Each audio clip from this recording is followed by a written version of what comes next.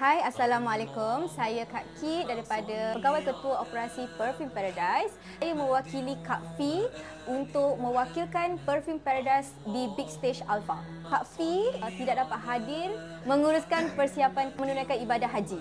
Akan berangkat 27 hari bulan 5. Saya minta untuk semua mendoakan urusan Kak Fi dipermudahkan dan mendapat haji yang mabrur.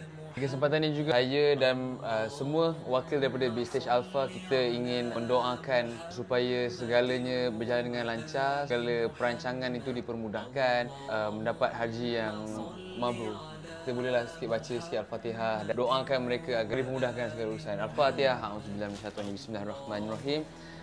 Alhamdulillahirrahmanirrahim. Maliki yaumiddin. Iyyaka na'budu wa iyyaka nasta'in. Shiratal mustaqim. Shiratal ladzina an'amta 'alaihim ghairil maghdubi 'alaihim waladdallin. Amin.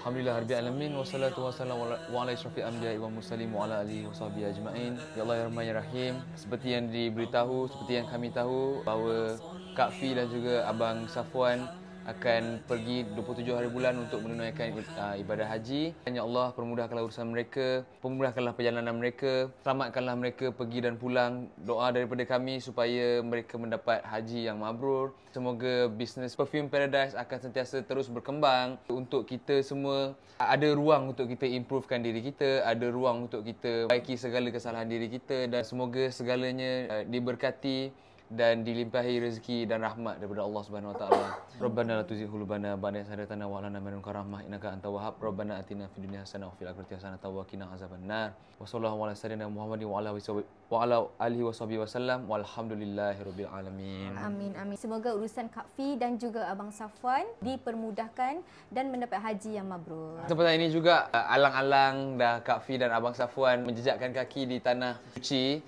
Kami, saya, Ariel, Riza dan semua di Big Stage mengharapkan supaya Kak Fi dan Abang Safwan mendoakan kesejahteraan kita dikurniakan kesihatan yang baik, ahli keluarga kita semua sihat-sihat, orang-orang yang kita sayang tu akan sentiasa berada dengan kita, rezeki yang penuh keberkatan dilimpahkan untuk kita semua, dan doakanlah supaya Big Stage Alpha menjadi sebuah fenomena baru di Malaysia dan juga dunia. Amin. Amin. Amin ya rabbal alamin. Terima kasih semua. Thank you so much.